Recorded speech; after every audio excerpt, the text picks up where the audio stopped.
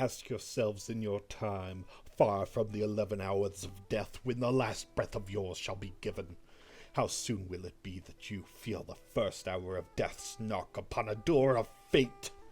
When you begin to doubt your own strengths and wallow in your own wrath, for a better day long and far away.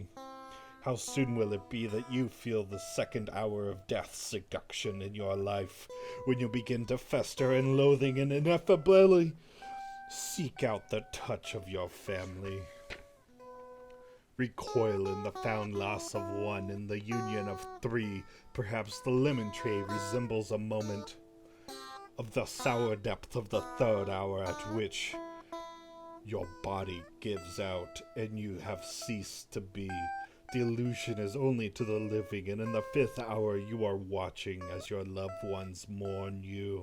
Endless is the sixth hour as it splits and conforms to a will of the self, and you explore all you missed out on, and the pain grows deeper in each passing moment as winter draws near and you're feeling no longer warm and cold. Sullen is the seventh hour as you come to terms, but in the eighth hour, your final hour on the planet, the bright light emerges from shadow, and aigelvoix is there to see you through.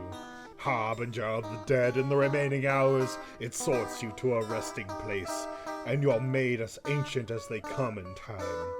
So you see, death doesn't stand a chance. Immensely the life will be bestowed, but there's more to it, for all who passes know that in the first hour you see the inexplicable, the profound and adjacent lacking insight. You call out, "Oh God, be with me!"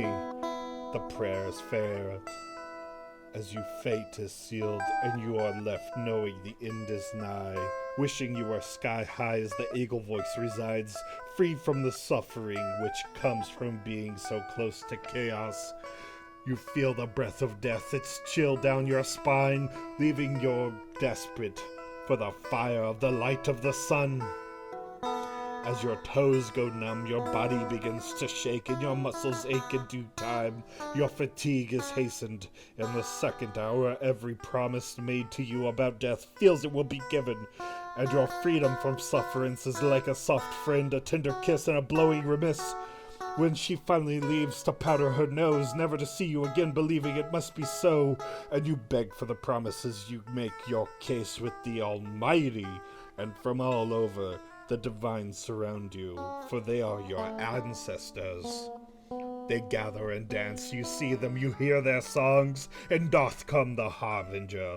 Rise, night eagle of the sky, deliver upon us the gift. From above the peaks and atop clouds your perch is decided, and your wind is prepared.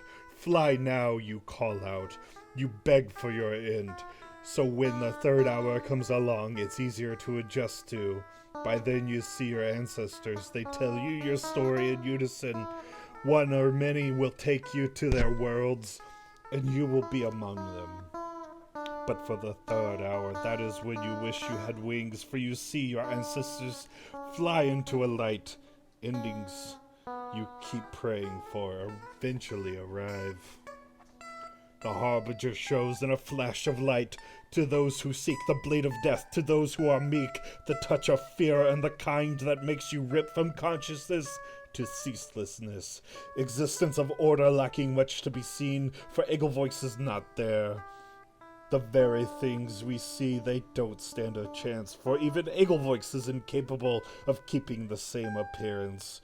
It is in the next hour you are integrated into a new realm. That a realm is existence of both space and time, as well as perspective, which may be integrated into the mind of another through algorithms which generate the perceived, and thus aigelvoix is there in mind and with you in the next. And that, you see, is what you have gone through, and soon you will be amongst them all, higher than ever before, never knowing what will come before.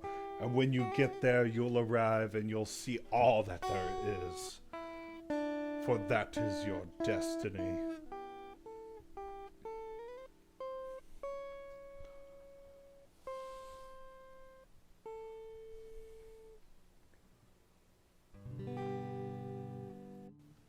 All the swirls of the seas, all the swirls of the skies, all the swirls of the trees, all the swirls of the sands, all the swirls of the stone, all the swirls of the grass, all the swirls of the fire. In cyclical order they continue forever and always. The rise of the waves and the rise of the sun try to hide itself once more, only to run away tomorrow again return. By the time you fall, winter shall be upon us all, and like a rain to the desert, divinely a blessing.